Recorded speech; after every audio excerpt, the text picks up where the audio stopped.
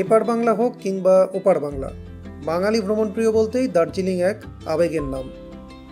বারবার ঘুরতে গেলেও এতটুকু পুরনো মনে হয় না এমন একটা জায়গা এই দার্জিলিং। তবে এখনও বাংলাদেশিরা কেন জানি দার্জিলিং ভ্রমণ বলতে কিছু সাইট সিইং স্পট ঘুরে দেখা, টয় ট্রেন রাইড আর শপিং, এটুকুতেই আটকে আছে। এই ট্যুরে আমরা খোঁজার চেষ্টা করেছি অন্য এক দার্জিলিং। কথা দিচ্ছি, পুরো সিরিজ শেষে আপনাদের অনেকেরই দার্জিলিং ট্যুর প্ল্যানে কিছুটা হলেও পরিবর্তন নিয়ে আসব। তো চলেন কথা না বাড়িয়ে মূল ভিডিও শুরু করা যাক।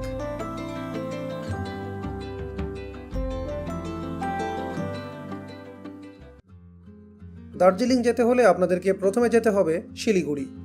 ঢাকা থেকে আমরা বাস যোগে রওনা করব বুড়িমারির উদ্দেশ্যে। রাত 8টা থেকে 10টার মাঝে বাসগুলো ঢাকা থেকে ছেড়ে ভোরবেলা পৌঁছে যায় লালমনিরহাট। এই রুটের বাসগুলোর মাঝে হানিফ, শ্যামলী, এসআর ট্রাভেলস, মানিক, পিঙ্কি আর বুড়িমারি এক্সপ্রেস অন্যতম। এসি নন এসি ভেদে ভাড়া 900 টাকা থেকে 1500 টাকা। শ্যামলী পরিবহনের বাসে করে সরাসরিও শিলিগুড়ি যেতে পারবেন, ভাড়া পড়বে 2200 টাকা। এছাড়াও বর্তমানে মিতালি এক্সপ্রেসে করে ঢাকা থেকে এনজেপি হয়ে শিলিগুড়ি যাওয়া যায়। রাতের বাসে উঠলে সকাল 8টা থেকে 9টার মাঝেই বুড়িমারি সীমান্তে পৌঁছে যাবেন। ফ্রেশ হয়ে নাস্তা সেরে অপেক্ষা করুন বর্ডার খোলার জন্য।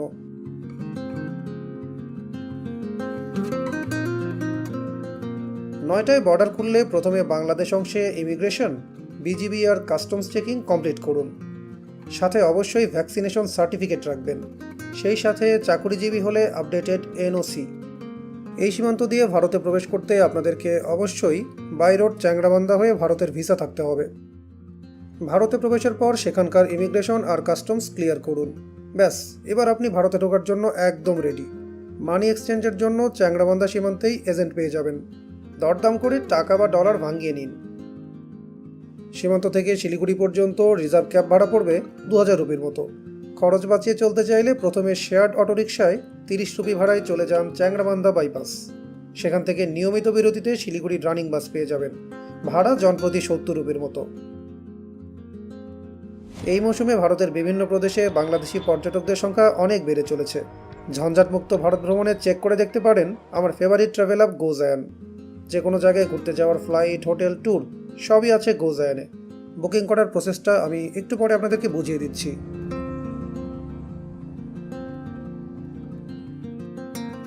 দুই ঘন্টার মাঝে আমরা পৌঁছে গেলাম শিলিগুড়ি। আমরা এখন আছি মাল্লাগুড়িতে। এখান থেকে দার্জিলিং যাওয়ার একটা ব্যবস্থা করব। এখানে কিছু টাটা সুমো গাড়ি দেখা যাচ্ছে। এই গাড়িগুলো মিরিক হয়ে লেপ্টা জগৎ যাবে। আমার কাছে চার্জ করছে 4 থেকে 4500 রুপি, কিন্তু আমি আরও চিপ অপশনে কিছু একটা খুঁজতেছি। এখানে বেশ একটা মজগট পেকে গেছে। আমরা গাড়ি রিজার্ভ করবো, এখানে ভাড়ায় মিটতেছিল না। আমরা রিক্সায় করে ওইদিকে গ্যাংটক দার্জিলিং স্ট্যান্ডের দিকে যাচ্ছিলাম। আমাদের রিক্সাকে রীতিমতো উল্টায় দিল। তারা এখন আমাদের ভাড়াতে যেতে চাচ্ছে কার্শিয়াং হয়ে লেপচা জগৎ। কিন্তু দেখি আবার কি ভুলভাল বুঝায়, বুঝে শুনেই যাইতে হবে, কারণ ইন্ডিয়াতে বার্গেনিং এই জিনিসটা মাস্ট। যাবেন কোথায় কোথায় আমাদের দাঁড় করাবেন? মারবো এখন না, যাবো আমরা তো ফিরে আসছি যাওয়ার জন্যই। কোথায় কোথায় দাঁড়াবেন বলেন? আপনাকে এখান থেকে নিয়ে যাব আই লাভ পার্সেঙ্গে দাঁড় করাই দিব, ঠিক আছে? এটা ভিউ পয়েন্ট। আর কোনো একটা ভালো জায়গা রেস্টুরেন্টে, ভিউ পয়েন্ট ভালো রেস্টুরেন্টে দাঁড় করে দেবো খাওয়ার জন্য। আচ্ছা, হ্যাঁ। আর ভাড়া কত? ভাড়া আপনার কাছ থেকে আপনি কত দিবেন? 2200 রুপি বলছি। বাস 2200 টাকাতেই নিয়ে যাবো, ঠিক আছে? যাবো ওয়াগনার। ওয়েগনার কোন যে গাড়ি চড়ছেন? না না, ওয়েগনার না, এরকম গাড়ি তো সোমু যাবো। হ্যাঁ, কমফোর্টেবল হবে, চলে যান মালদা। ওকে, চলো।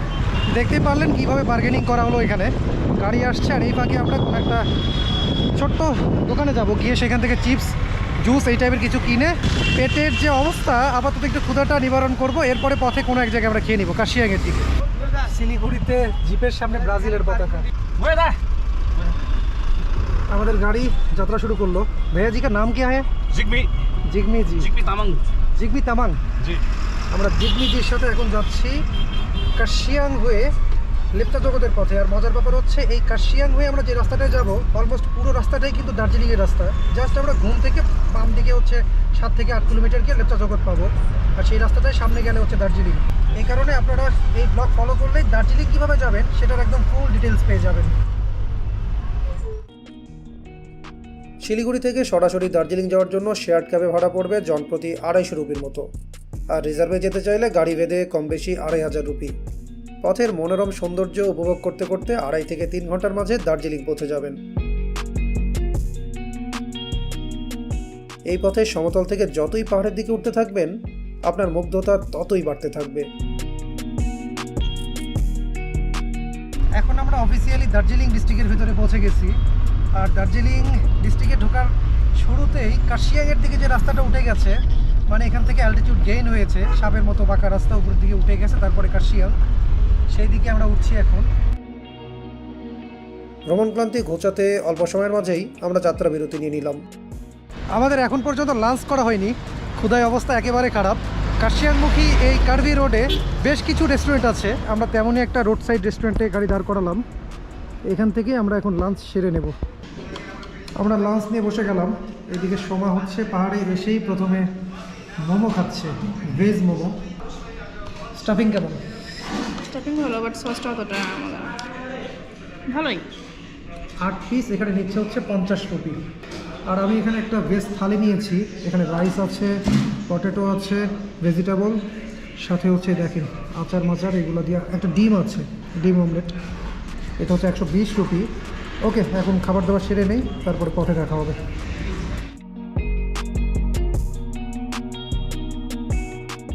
দার্জিলিংয়ের ল্যান্ডস্কেপ নিয়ে কী বলবো, এর আগে যখন 2019 সালে এসেছিলাম, বিশেষ করে দার্জিলিং থেকে যখন কার্শিয়াং হয়ে নিচের দিকে নামছিলাম, এই কার্ভি রোডটা আমাকে মুগ্ধ করে দিয়েছিল। একটু পথ আগাতেই আই লাভ কার্শিয়াং লেখা যে ভিউ পয়েন্ট, সেখানে চলে আসছি। এখানে না দাঁড়িয়ে কি আর হয় বলেন? এই যে পেছনে দেখতে পাচ্ছেন, এটা হচ্ছে কার্শিয়াং শহর। গাড়িগুলো যাচ্ছে, এগুলো কার্শিয়াং হয়ে সব দার্জিলিংয়ের দিকে চলে যাচ্ছে। আর আমরা এখন যাব হচ্ছে আই লাভ কার্শিয়াং ভিউ পয়েন্টের দিকে। চলেন। কার্শিয়াং থেকে গাড়িগুলো যখন সমতলের দিকে নামে, তখন কার্শিয়াংয়ের পরবর্তী এই জায়গাগুলোতে হঠাৎ করেই কিন্তু অনেক অ্যালটিটিউড ড্রপ করতে হয়। একদম দেখেন হেয়ার পিন বেন্ড, এই তো লেখা আই লাভ কার্শিয়াং। কেমন লাগতেছে? সারা রাত না ঘুমিয়ে আসলে আমি অনেক ক্লান্ত, আমার চোখ মুখ দেখে হয়তো বোঝা যাচ্ছে। মানে এত সুন্দর ভিউ, মাশাআল্লাহ, দেখে জাস্ট আমার কোনো অনেক ক্লান্তির কোনো ছোঁয়া নাই আমার ভিতরে। আর ডু ইউ লাভ কার্শিয়াং? হ্যাঁ, অনেক সুন্দর। We love Kurseong.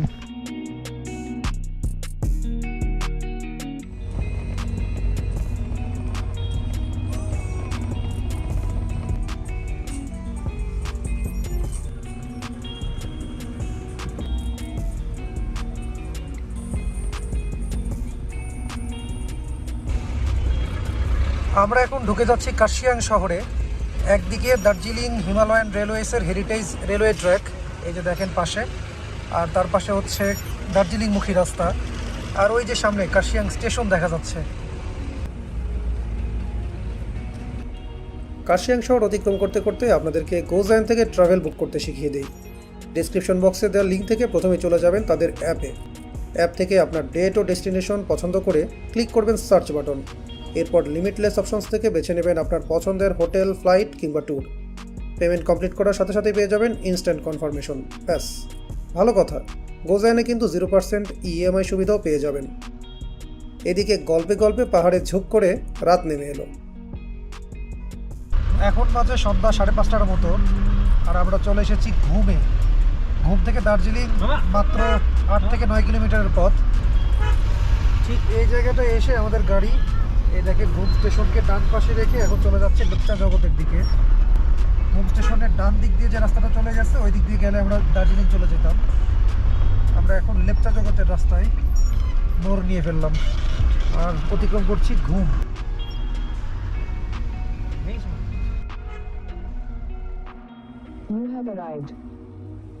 অবশেষে আমরা পৌঁছে গেলাম লেপচা জগৎ। এখন আমরা আমাদের বুক করে রাখা হোমস্টে কর্মা হোমস্টের দিকে যাব।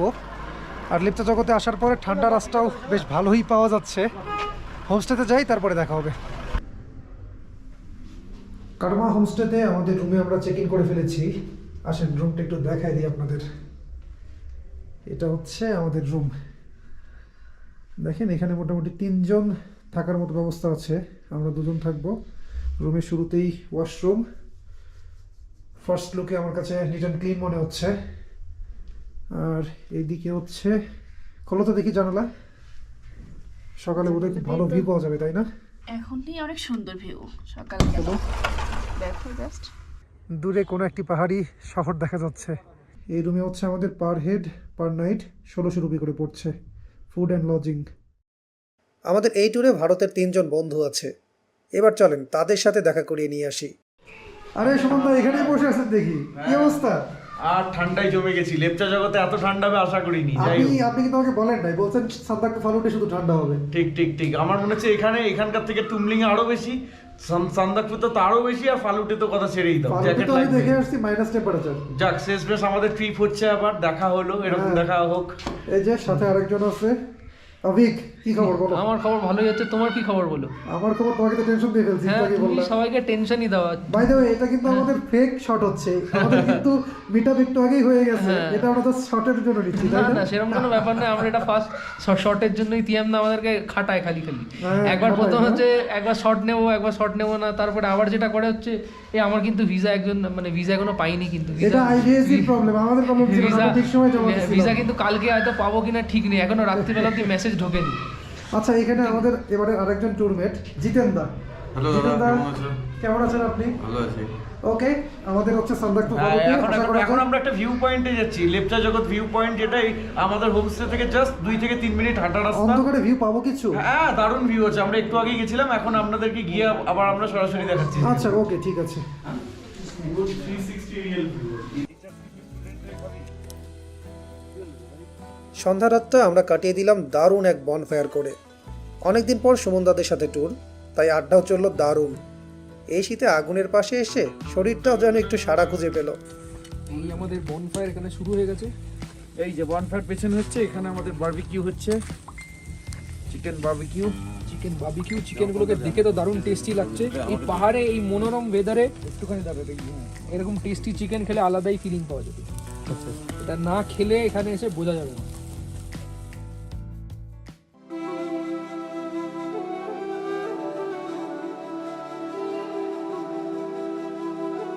অনেকেই মনে করতে পারেন আমরা কালকে রাতে সরাসরি দার্জিলিং শহরে না গিয়ে লেপচা জগতে কেন এলাম। সেই উত্তরটাই পেয়ে যাবেন আজকে সকালে। ট্যুরের প্রথম সকালে ক্লান্তির একদিন শেষে দার্জিলিংয়ের কোলাহলের চেয়ে লেপচার এমন মোহনীয়তা আমাকে অনেক বেশি টেনেছে। আসসালামু আলাইকুম। দার্জিলিংয়ের পাহাড়ি গ্রাম লেপচা জগৎ থেকে আপনাদের সবাইকে শুভ সকাল। এখন বেজে গেছে সকাল 9টার মতো। গতকাল যেহেতু অনেক হেক্টিক একটা জার্নি গেছে, তাই একটু দেরি করেই ঘুম থেকে উঠলাম। ঘুম থেকে উঠে রেডি হয়ে এখন লেপচা জগৎ আর এর আশপাশটা একটু ঘুরতে বের হয়েছি। বেশি সময় পাবো না, ঘন্টা 2 মতো সময় পাবো। এরপরে আমাদের ভাঞ্জনের দিকে বের হইতে হবে। বেশ রোদ উঠে গেছে। এখানে কিন্তু সকাল হয় অনেক আগে, 5টা-6টার দিকে আলো ফুটে যায়। আর লেপচা জগতের মূল আকর্ষণ পাইন ফরেস্ট সামনেই দৃষ্টিগোচর হচ্ছে, দারুণ। আর ওই তো দূরে যে শহরটা দেখা যাচ্ছে, গতকাল কিন্তু রাতে দেখাইছিলাম, কিন্তু নাম বলতে পারি নাই, পরে জানতে পারলাম ওইটাই হচ্ছে দার্জিলিং।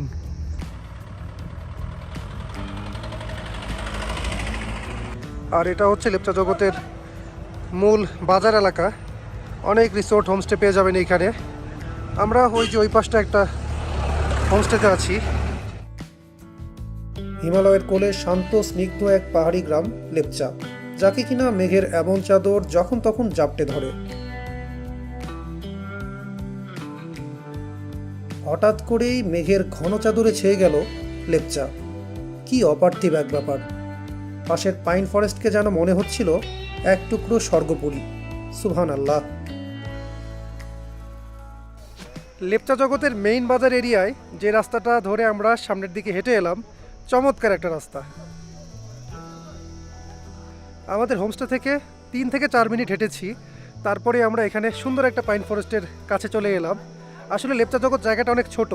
এখানে আপনি যে হোমস্টেতে থাকেন না কেন, সেখান থেকেই অল্প একটু হাঁটলে এই জায়গাগুলো পেয়ে যাবেন, বিশেষ করে পাইন ফরেস্টটা পেয়ে যাবেন।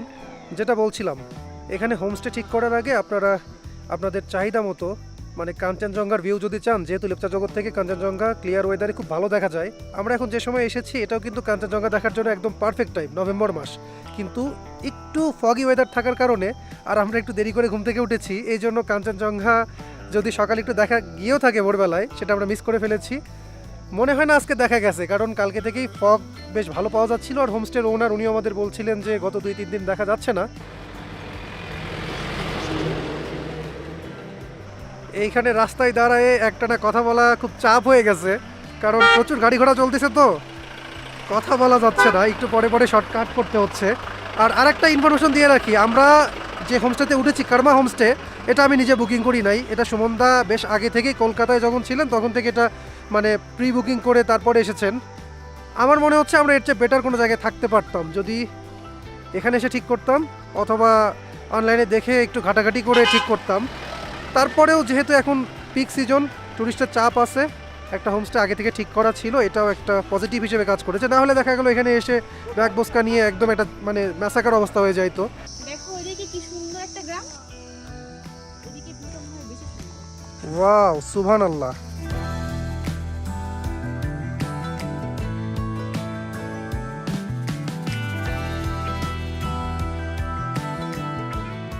রিসোর্ট এরিয়া থেকে একটুখানি হেঁটে সামনের দিকে এসেছি, আর এই জায়গাটা জাস্ট সারিয়াল।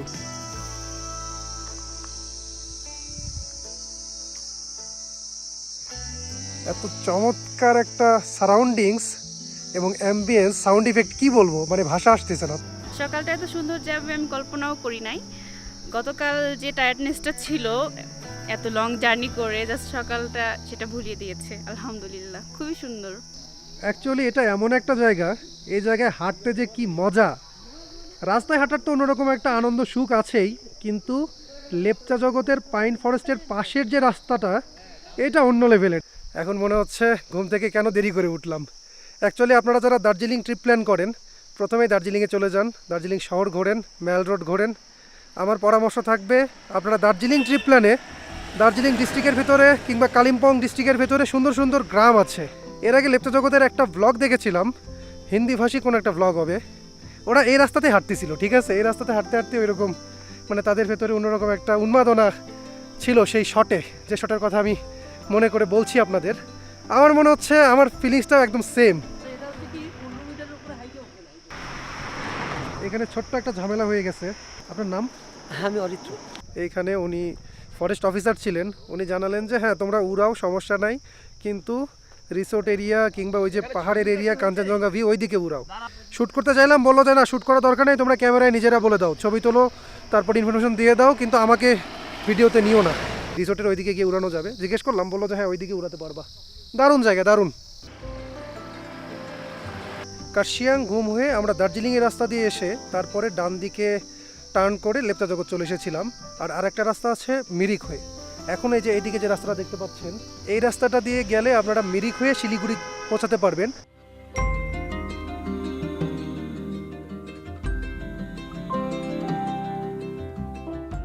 আমরা রাস্তার ঠিক পাশেই একটা পাইন বাগানের ভেতরে চলে এলাম।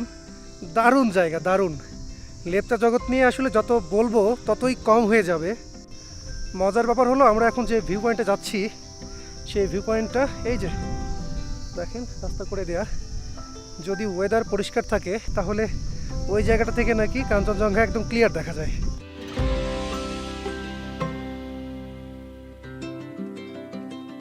এতটা সুন্দর যে আমি এতটা এক্সপেক্টও করি না আসলে। খুবই সুন্দর, খুবই সুন্দর, খুবই সুন্দর। এটাই হচ্ছে লেপচা জগতের কাঞ্চনজঙ্ঘা ভিউ পয়েন্ট। এখান থেকেই কাঞ্চনজঙ্ঘা একদম ক্লিয়ার দেখা যায়। লেপচা জগতের এই ভিউ পয়েন্টে এসে কাঞ্চনজঙ্ঘা দেখতে পারিনি, তাতে কি দারুণ সময় কেটেছে। এই জায়গায় এসে মনে হচ্ছে এখানে বসেই 1-1.5 ঘন্টা সময় কাটাই দেই। কিন্তু সবচেয়ে বড় ব্যাপার হচ্ছে আজকে আমাদের অনেক পথ চলতে হবে।